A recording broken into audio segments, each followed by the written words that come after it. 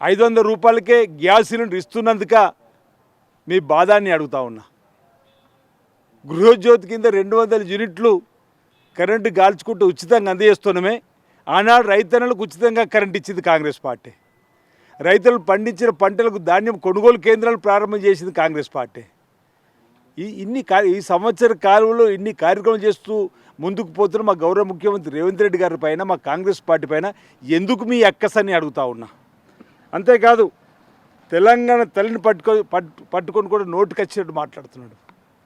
గతంలో ఉన్న తెలంగాణ తల్లి విగ్రహాన్ని మార్చి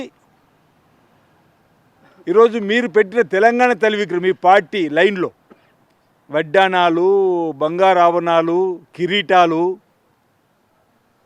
తెలంగాణ ప్రజల భావానికి అనుగుణంగా కాకుండా మీ భావాలకు అనుగుణంగా పెట్టుకున్నటువంటి తెలంగాణ తల్లిని మార్చింది మీరు కాదని అడుగుతున్నా. 1969లో తెలంగాణ ఉద్యమం ఉన్నప్పుడు ఉన్నటువంటి తెలంగాణ తల్లిని మార్చి